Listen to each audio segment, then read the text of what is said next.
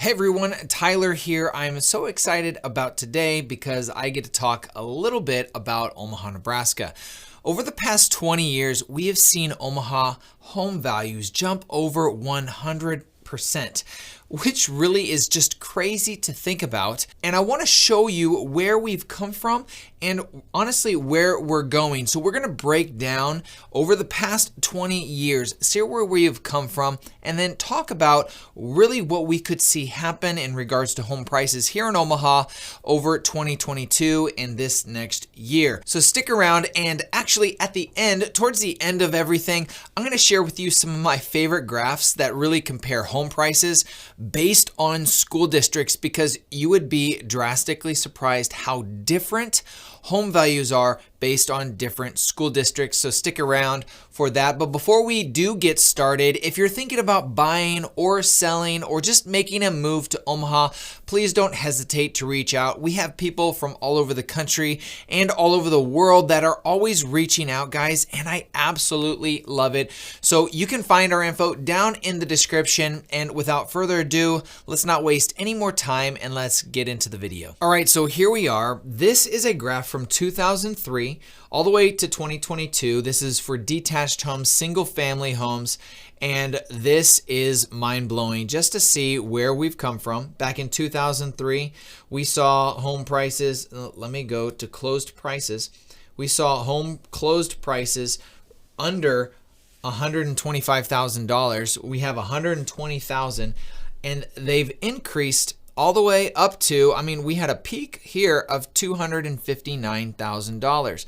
But if you take this number here, 252 and 120, that comes out to be 112% just under 20 years. That is absolutely crazy to think about, that we've seen, depending on how old you are watching this video, you've seen home prices grow, and the reality that they're over 100% is just crazy really to think about.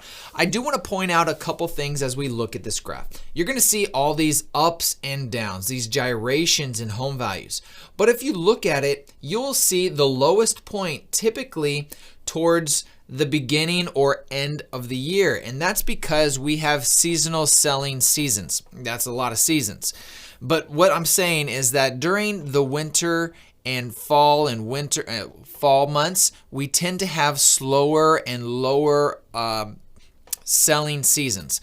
Because of school and the holidays, we just have less homes selling. So you'll see these increases during the summer months and these decreases during the winter and fall months. So it will go up to the summer and down. So that tells you a couple things. One, that homes sell for higher prices during the spring and summer months.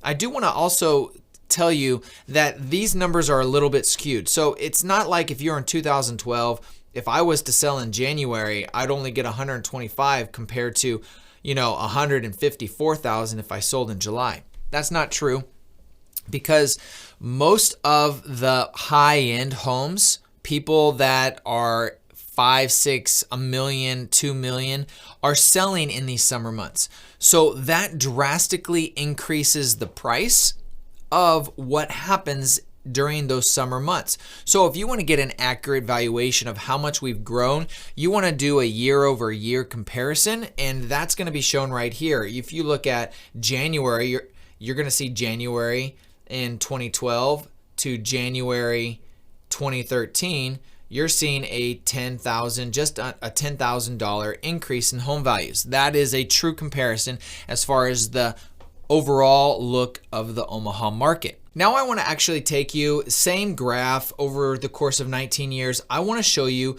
the price per square foot. This is pretty cool. It's very similar as far as the graph, as far as closed home prices. What we are seeing here, basically, that the price per square foot was at $93, and it went up to all the way to $186. At its lowest point in 2012, it was at $88 a square foot on average, and that there, guys, from 2012 to 22, just 10 years, that in itself was over 112% increase in price per square foot. That's pretty incredible just in 10 years that we've been able to see that. And you're going to see the same trends like you're seeing as far as the seasonal trends. Higher in the summer months, lower in the fall and winter months, and we're seeing this increase in values. Let's go back here to close prices. I want to show you one other thing before we go on, and that is I want you to look at 2008, 2009, and 10. This was the recession that we had. This was the crash that we had in 2008.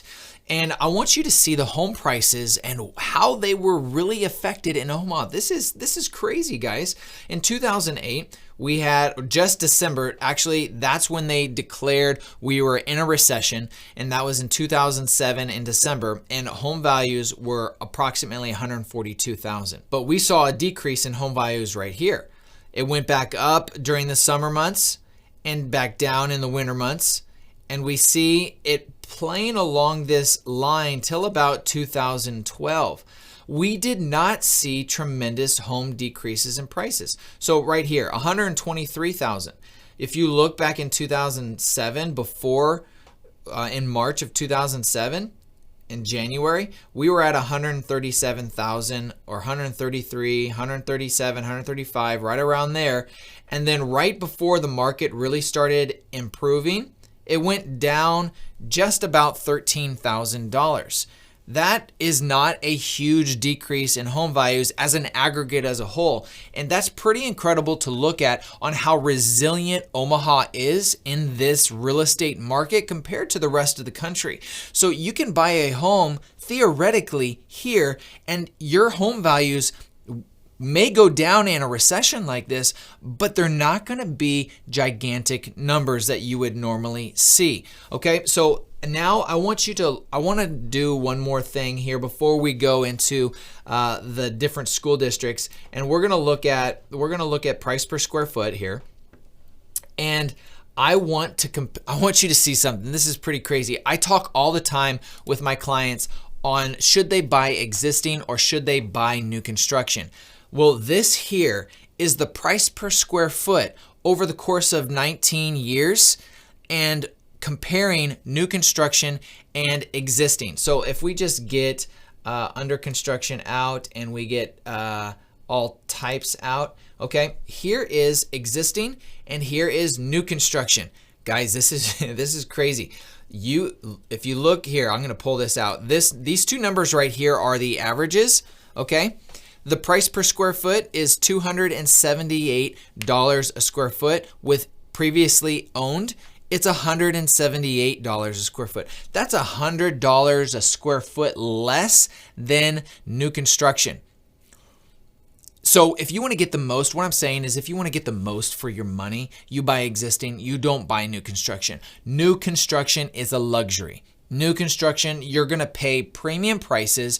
You're going to pay exorbitant amount of prices to get a new home that nobody has ever lived in, compared to buying a home that's just, 5-10 years old that still has everything in very good condition. You're going to see a huge price per square foot difference when you compare existing to new construction. Now, if you own a home after seeing some of these numbers and you're interested in finding out what your home could be worth, there are two ways that you can go about doing that. The first is we'll have a link down in the description where you can put in your address, and we'll put together an overview of evaluation for your home. Is the thing I want everyone to know is that it does require you to put your contact information in, but just so you guys know that information will only be going to me and it will not be shared with anybody else, and it will be safe. The second is for us to actually come out in person and see your home.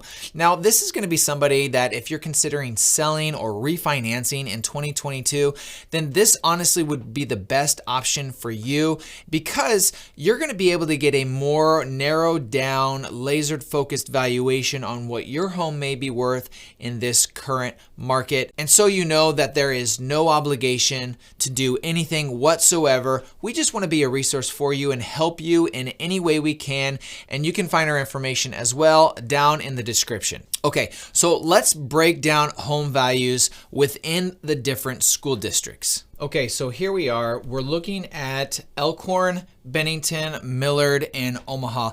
And I'm only allowed to actually put 4 of these together, so I can't compare every single one. So I put in the most popular. Gretna would also be a great one. Papillion would also be another one. And I'll go through these, and then we may look at the other ones as well. But when we look at just home prices on a 6-month average, when we're just to kind of level out some of these graphs, we can see here that Elkhorn is significantly higher in prices. We're close to, when we just look at January 2022, we just finished, today's February 3rd, I believe. Between Elkhorn at 440 and Millard, that's a huge gap, almost 150,000, or it is over $150,000 difference between Elkhorn and Millard. Between Bennington, it's also a huge number, almost $100,000 difference. Now, one thing I do want to make sure you're aware of is that in Elkhorn and Bennington, there are still new construction homes being built. There are no more in Millard. There are no more in Omaha. So that's why you're also going to see some of these lower numbers. So let's actually look at, if we were to remove and just do previously owned, and let's compare that as well. Okay, if we just compare previously owned, that brings Elkhorn down to 414 from 440. And Millard still, like I said, Millard and Omaha didn't change because there are no new constructions. So that still is $120,000. If I'm doing my math right, I'd probably not, but it's still a huge number between Elkhorn and Millard. And I use Millard as an example because I live in Millard. We go to attend Millard West School District is where my kids go to, and I think it's a phenomenal school. And if you like the idea of not having to pay for new construction prices, as we showed you, that $100 per square foot difference, and you are okay with Millard West, you're going to be very, very happy. You're going to find very affordable housing compared to Elkhorn and Bennington. Okay. Now you can tell just from these graphs that this is very, very high in demand. I want to look at days on market now. This is without existing home or without new construction homes. And we can see that everything is around 2 to 3 days on the market with existing properties. Okay, so I switched up the graph here. I actually removed Omaha because we know Omaha is going to be the lowest at 203 as far as 2022, and I removed Bennington as well. And the reason I removed Bennington is because they tend to and have the highest tax rate in all of the state of Nebraska, 3.08 tax levy. It's horrendously high. And so if you're looking to move into Omaha, I would personally not move there just because of literally just the taxes. You're going to be take taxes there more than anywhere else. So we're going to look at Gretna and Papillion now in comparison to Elkhorn and Millard. And as we can see here, we see Elkhorn still the highest. Then we have Gretna, which is a really desirable area. It's still a lot of new construction in that area as well, but this is not showing us any new construction. It's only existing homes. And then we have Papillion, which also has new construction as well. And then Millard is the lowest, which does not have any new construction. But you can see, as far as desirability in some of the best school districts, in my opinion, you're going to have a lot of options. You're going to have a lot of flexibility as far as affordability and where you want to be. And as far as demand, all of these areas are going to be very high in demand, especially in 2022 where the market has been. So guys, if you appreciate content like this and you want to see more of this, or you have specific questions about the Omaha metro area, I know this was a very detailed about Omaha for those of you that might not be in the state of Nebraska. I appreciate y'all watching. Thank you for your support. Please consider liking and subscribing to the channel. I'd greatly appreciate it, and I look forward to seeing you guys in the next video.